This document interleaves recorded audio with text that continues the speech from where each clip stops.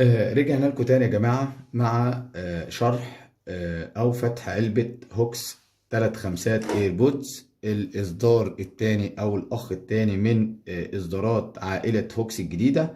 3 إصدارات زي ما قلنا: الهوكس 3 خمسات لوكس، الهوكس 3 خمسات جامبو، الهوكس 3 خمسات ايربودز. ده الجهاز رقم 2 في الإمكانيات، يعني أعلى جهاز طبعا فيهم الجامبو. اللي بعديه الايربودز، اللي بعديه اللي هو اللوكس. طبعا امكانيات الجهاز ده يا جماعه هو بيجي ب 2 جيجا رام، وبيجي ب 8 ميجا فلاش، وبيجي واي فاي بيلت ان. طبعا احنا هنفتح معاكم العلبه وهنشوف محتويات الجهاز. بسم الله ما شاء الله، بسم الله هنبتدي. طبعا دي اول حاجه الجهاز، تقفيل محترم، حاجه مستورده. يا جماعة بصوا، ده اللي بيفرق أجهزة هوكس عن أي أجهزة تانية في السوق. يعني لو تسأل أكتر الناس اللي هم في المبيعات اللي بيبيعوا الجهاز واللي باعوا أجهزة هوكس اللي فاتت اللي هي الكومبو أو الميكس، يا جماعة زيرو مرتجع. مفيش جهاز أو مفيش إصدار نزل السوق وحاجة ما رجعتش منه، ده زيرو مرتجع. حاجة محترمة جدا، تقفيل وحاجة يعني بسم الله ما شاء الله. الجهاز بيجي بالواجهه من الخلف. طبعا ده المكان ادابتور الكهرباء. ده طبعا الاي في لو انت هتوصل التلفزيون مش شاشه، ودي للعدسه. وده كابل الاتش دي، وده ال ان بي اللي هو بتاع سلك الدش. والواجهه الاماميه بتيجي بيو اس بي. وصلة الار 232 دي ار اس 230 اللي هي خاصة لو هتدي الجهاز سوفت عن طريق وصلة اللودر. طيب يا جماعة، الجهاز بسم الله ما شاء الله بيجي بالشكل ده زي ما انتم شايفين كده.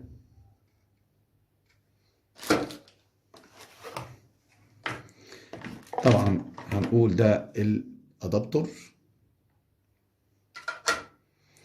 دي العدسة الرقمية. طبعا يعني مش كل الشركات بتنزل العدسة الرقمية، حاجة محترمة جدا. هو ده اللي بيفرق يا جماعة أجهزة هوكس عن أي أجهزة تانية. فعلا يا جماعة أجهزة هوكس حاجة ذات جودة، حاجة كده محترمة، حاجة يعني بيقدموا تحفة للعميل، يعني لأي يعني بسم الله ما شاء الله حدث ولا حرج. طيب دي وصلت ال اتش دي. وبعد كده دي بطارية طبعا الريموت. وهيجي هنا طبعا الريموت ده يا جماعة بيبقى فيه طبعا ال3 زراير اللي فوق دول. يا جماعة دول الباشمهندس عبد الحميد شرحهم، ان انت بيتم توليفهم على الشاشة عندك، اللي بيها انت تقدر تستخدم الريموت ده للشاشة وللريسيفر. حاجة محترمة جدا. الريموت دي يا جماعة اصلي، مش هاي كوبي ولا كوبي. يا جماعة بسم الله ما شاء الله.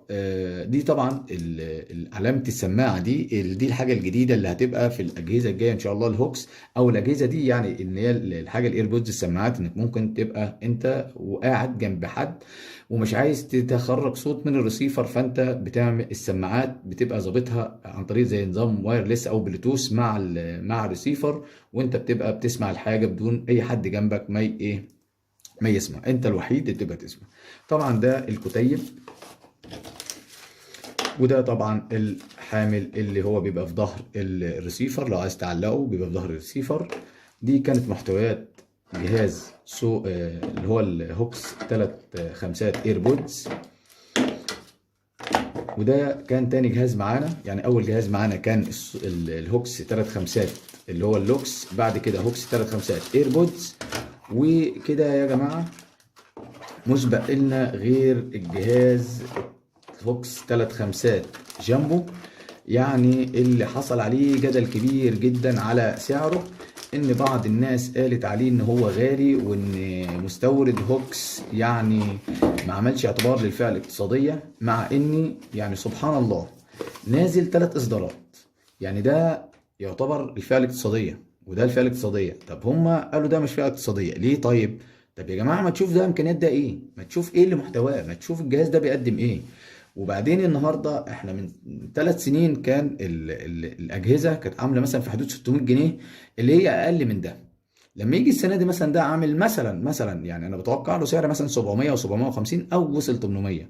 200 جنيه في 3 سنين مع الامكانيات العاليه. يعني ده يعني خلاص انت كل الاجهزه السنه دي يعني الالكترونيات عموما كلها زادت يعني.